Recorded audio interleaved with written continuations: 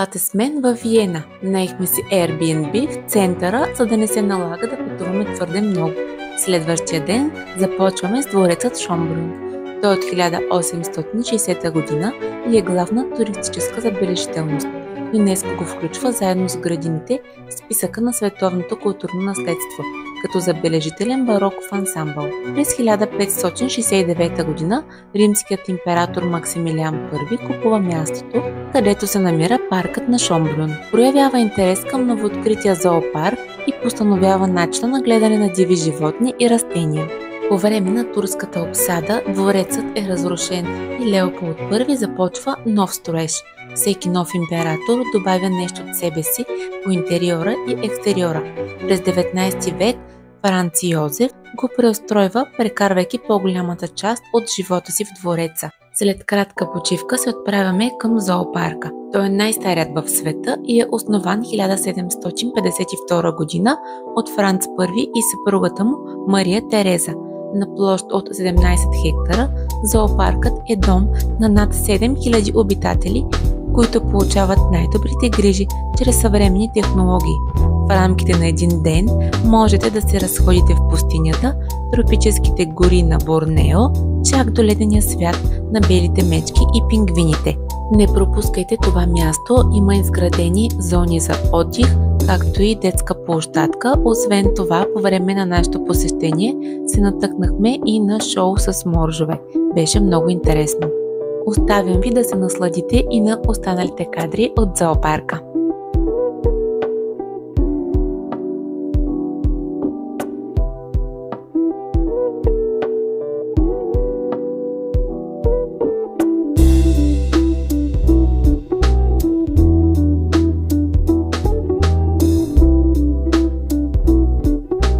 Прибираме се страшно уморени, успяхме да си купим храна само от супермаркета и се подготвяме за следващия ден. Днес ще посетим домът на морето. Това е страхотно място за любителите на тропическия и морски живот.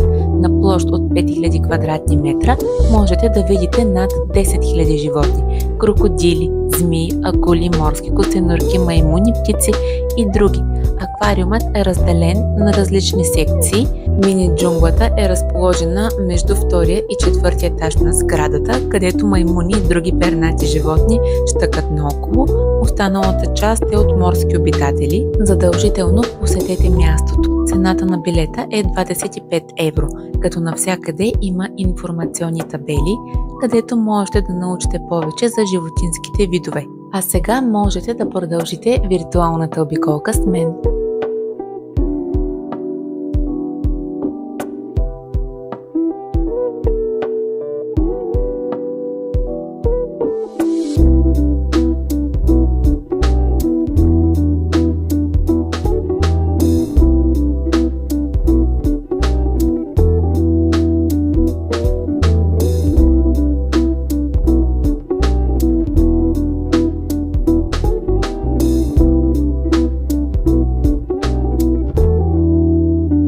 На последният етаж на сградата има страхотен ресторант, където можете да се насладите на 360 градусова панорамна гледка.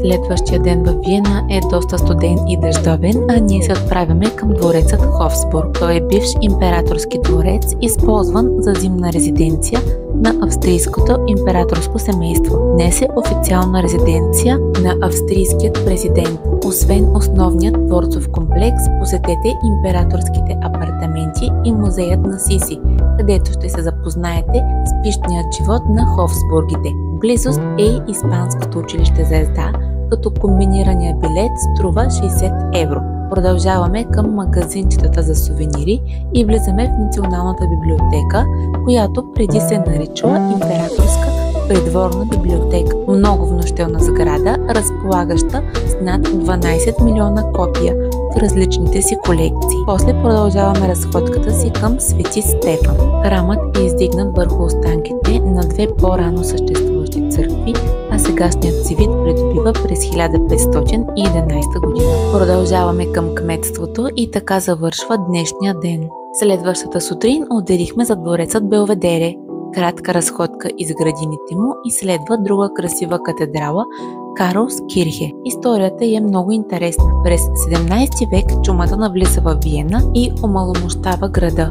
След затихването на епидемията, Карл VI дава обет, че ако чумата си отиде, ще построи църква. След като заразата напуснала града, той спазил обещанието си. Отправяме се към най-красивото кафе във Виена. Не съм сигурна кое беше по-впечатляващо, дали интериора или храната.